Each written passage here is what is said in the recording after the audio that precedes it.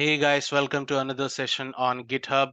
So in the last class, we have talked about what is GitHub.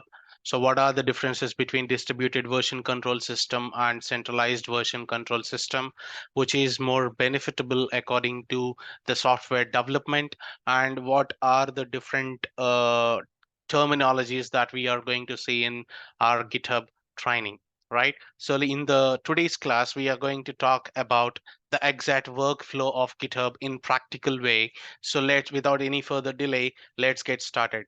Guys, remember, if you guys are new to my channel, please start following my channel so that you'll get all the DevOps content which you can learn open source and completely for free, right? So let's get started with GitHub hands-on. So here, what I'm going to do is first I'm going to create a working directory. So working directory is the directory or the folder where you have your entire code resided. So here I'm going to name it as a git bash as a sample working directory, and I will jump into the git bash directory now. So once we jump into the git bash directory, the very first command that we need to do for initializing the GitHub repository is use git init, which says that initialized an empty Git repository in this particular path, and you see at the end there is a .git folder which is generated inside this git bash. So that means all the metadata of the Git repository will be resided in .git folder. Let's identify that. So ls-la, if you do that, you can see .git folder generated. And if you get into this .git folder, you will be able to see all the metadata of your particular branch or particular repository. Okay, so it will consist of all the descriptions, all the details, all the code changes, all the commits, all the branches, all the hooks, everything it can consist of. So here what I'm going to do is we have initialized a GitHub repository, so which is again once we initialize we have got a .git folder. That's fine. So once we clear the screen, so let's create some text files and let's see how Git workflow will go through, right? So text files, I'm going to create a file uh, 125 with .txt and enter. So now you are going to see that we have 5 files created, right? So after initializing the Git repository, we have added the files into the repository, which is on local. I'm going to type a command to check the status. What is the status of my repository? You see that on branch master, no commits yet, but there are some untracked files. You have to convert these red color files into green color files so that it will be considered as a tracked files, right? So here it is suggesting to execute a command, use git add command to make those files into the tracked mode, right? So to make those files into the tracked mode, what is tracked mode first of all?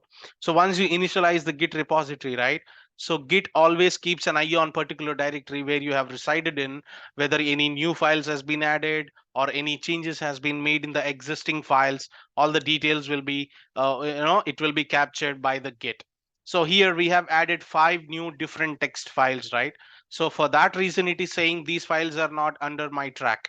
You have to, you have to make these files which are tracked by me, right? So for that reason, what I'm going to do is I'm going to fire a command called git add.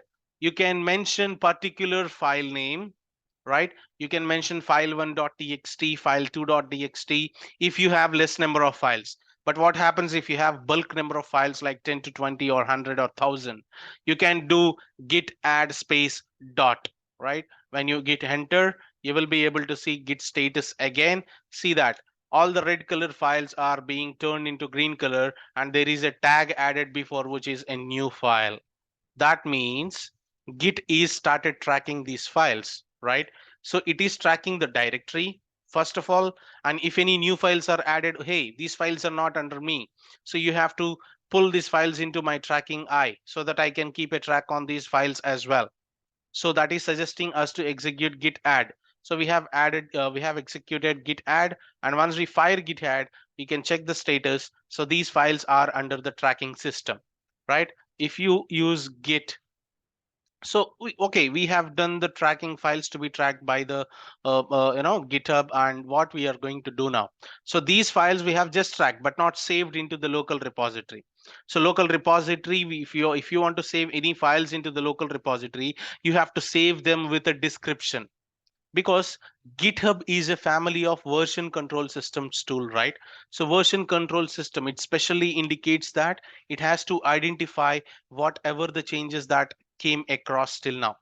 So if that has to identify, it has to identify either with a description or an ID. So here, let us consider I'm going to save these files into the remote repository or the local repository first, let's say. So we need to have a particular data about these files, why these files are created, and what are the use case of these files. So for that reason, what I'm going to do is I'll use git commit -m as a switch for passing the message or a description, whatever you call it. So I'm going to pass a description like this is testing files loop, right? I'll just give a message like this. So what this message will do is it helps me to identify what are the changes and what are the files that is committed in this particular commit, right? It creates a metadata basically. So once you execute this particular command, so you see there is a create mode and it is created on master, the very first commit that you have done. That is the reason it is called as root commit. So commit is nothing but a save. A change has been saved, right? And you got a commit ID which is very unique. For every change, either it might be adding or deleting, updating, anything. It might be any operation. You'll get a unique commit ID in the GitHub. And this is the message that you have passed to Git, right? Saying that this is what I have done for these files are created for this particular reason, right? And how many number of files you have added? 5 number of files. Do you have any content in it? No, you don't have any content, right? So those are empty files. So that is the reason it is saying 0 insertions and 0 deletions. You're not deleted any existing content, right? So let's see that. So we have created files in the GitHub repository which are completely new files. Now what happens? So now these files are under track, right? So that means these files are already exist. So now what I'm going to do is I'll just insert some content in any one of the file. Let's say git commit hyphen okay, not git commit. Let me use echo. This is a DevOps course. And what I'm going to do is I will paste this output in file1.txt, right? So I have executed this command. So let's use cat command to see the content inside file1.txt. Yes, we do have a line, right? So this line basically have the content inside. This is the content inside file1.txt. So now we made a change. We have inserted a content into the particular file called file1.txt. So let's see git status. So git status in your directory, you see there is a modified file, right? So this modified file, which is the file is modified, file1. And what it is asking, these changes are not in a staged mode. So this green color, whichever you are seeing, those files are considered to be in a staged mode. But here there is a change which is in red in color and it clearly says it is modified. That means it is not under track. So you have to again push the changes into the staging area. So how to do that? The same cycle repeats. Git add, and you can give a dot or you can give particular modified file. So try giving modified file1, file1 dot txt, right? So it has been modified. So enter. Okay, so that's fine. It is saying that it has added into the staging area. Now see the git status again. See, it was converted into the staging area, but it is modified, right? So that means when you have new files added, it says new file. And when you have a modified file added, it says modified. When you do a change in an existing file, it says modified. So now here you need to give a commit, git commit -m. And what I'm going to do is modified code in file1.txt. And I inserted in the inverted quotes, enter. Now, if you see, there is one file changed and there is one insertion. That means one line has been inserted in this particular file1.txt. This is one particular line. So what happens if I insert one more line? Or I'll delete one line or I'll insert one more line. So what happens that? Let's see. I'm going to use echo. this is second line of code. So I've given a quote like this. This time I'm going to use double greater than symbol. That means I'll tell you this is a concept in Linux, right? So file1.txt, enter. So you have entered the code inside the file, the sample text. Let's see, let's use a cat command to see the content in the file, right? See, I have two lines, right? I have two lines. The first line is this is DevOps course. The second line is this is second line of code. Okay, so now see git status again. So again it is modified. This time I'm not going to type two times. One is add, one is commit. I'm going to execute add and commit in a single command. So git commit -a for add, m for message, and this time modified or added second line in file1. So that's enough. Okay, added second line in file1, enter. Okay, so you see that on the master branch, this is the commit ID which is generated. You have added this particular line. You have file1 changed. You have one insertion. What is the new insertion here? The new insertion is this particular context, right? This is a second line of code, right? So this is already exists. This is not new. Git knows this is the first line in the code, but here you are entering a new line into the code. So that means only one insertion, right? Okay, so now let me modify the existing code. I'm not entering any of the code. I'm modifying the existing code. I will use a VI editor, VI file1.txt, enter. You will be able to open the file, go to the insert mode, try to edit the content. Okay, instead of this, that. Okay, I have replaced a keyword called that. So escape :wq, enter. So now you have saved the file. File1.txt has been saved. Now you came out of the file, you quit out of the file by writing and saving it. Now type git status. So if you see there is again a modification, right? So now try to commit with -am, a for add, m for message.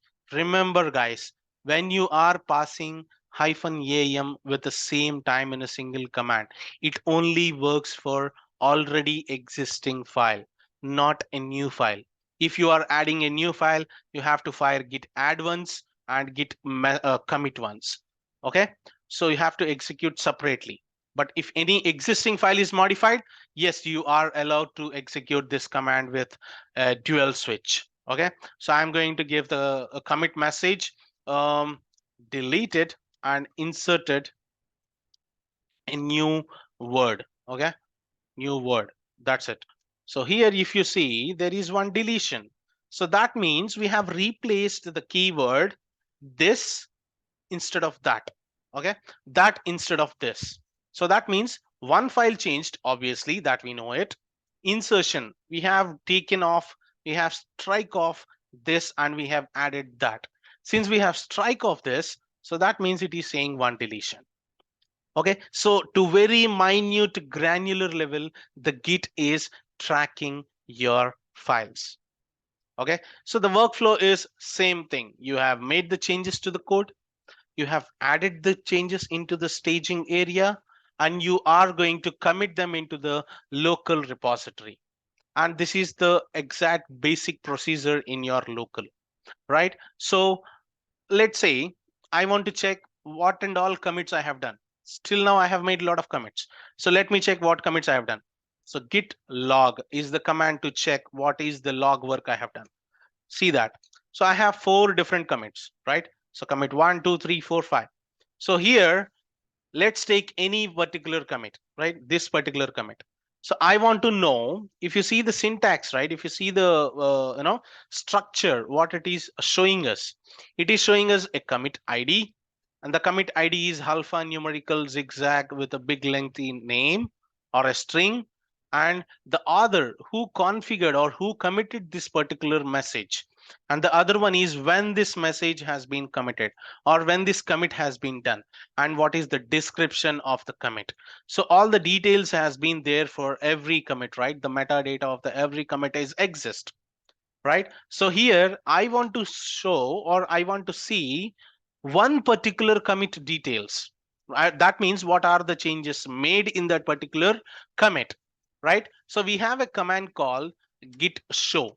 And after git show, you have to either give git commit, which is a big lengthy, enter. Okay, see, I have requested for the details of this particular commit, and this is very first commit. And here I have a lot of files which are in create mode, right? New file, new file, new file. Total 5 times I will get this output. Okay, so I have added the files in this particular commit. Okay, so the same thing here, I have modified the files. So let's see this particular metadata. I'm going to execute git show and insert the commit message, or sorry, commit ID. And in this commit ID, this is done by author Aditya. Date is this one, modified code in file1.txt, and the difference, right? You're seeing the difference. And here you see there is a green in color which indicates plus. So this is DevOps course, right? You have inserted this particular line. So let's see very recent commit. So this is very recent commit, right? So let's take this commit ID and start typing git show and give the commit message. You see there is a red color deletion and green color insertion. So that means we have deleted this and we have added that. So any change, it might be deletion, replace, add, or remove anything. So that will be tracked by your GitHub. Okay, so I hope you guys are very good and clear. So now let's see, for example, I have made some wrong commit. Okay, I have written some wrong code and I have saved that code in the local repository, but I want to get that back. Okay, so I want to revert the changes. Okay, so what I'm going to do is, let's take this one, let's take very recent one which we have seen. We have replaced this with that. Okay, so git revert, I'm going to use a revert command with the commit ID, hit enter.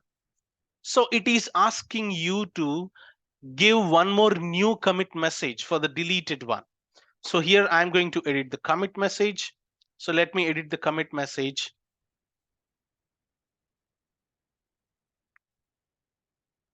I'll simply say this is reverted commit to previous data. Okay, so that's fine. Escape, colon, save. You're done. You have added the new message which is being saved. So while you're saving, what happens? This is on the master and this is the commit ID and this is the description that you have edited in the file via editor. There is a file which is changed. There is one insertion as well. There is a deletion as well. What is that insertion? What is that insertion? Let me see that. So cat file1.txt. See, this we got our this keyword back. So initially we have replaced this with that, right?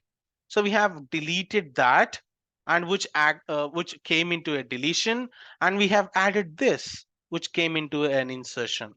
So I hope you guys understood about git revert. So let's see for any other commit message. Let's type git log again.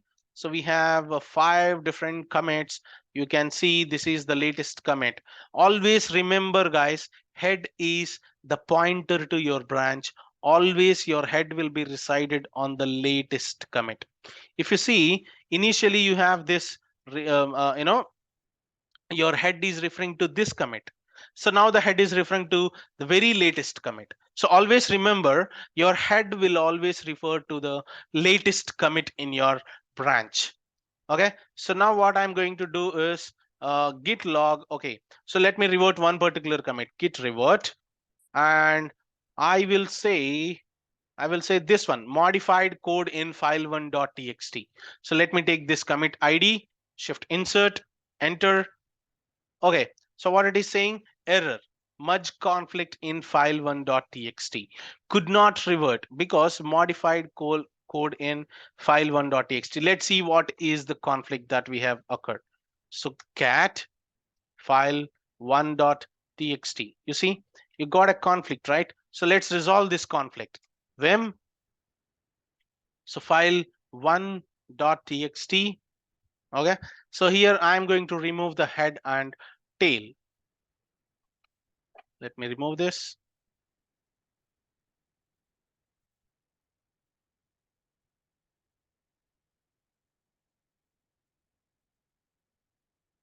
So I only required these 2 lines of code and I kept the same.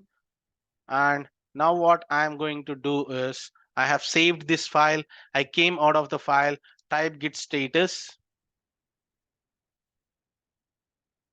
So both are modified.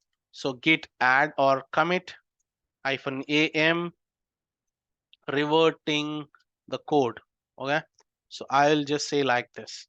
So that's done. So now we have completed our reverting process. So cat file1.txt. Still we have 2 lines of the code. So that means while we are trying to revert the message, while we are trying to revert the changes, we got an error saying that, okay, you cannot revert it. You got a conflict and we are resolving this particular conflict at this point of time. So revert is a process of getting the changes back into the previous position. So that is very important. Okay, so reverting the commits are very, very important concept. So in the coming videos, we will discuss even more about merge, pull, rebase between different branches. All right, thanks guys. That's it for this video. I hope you liked it. Please share and subscribe. Thank you so much.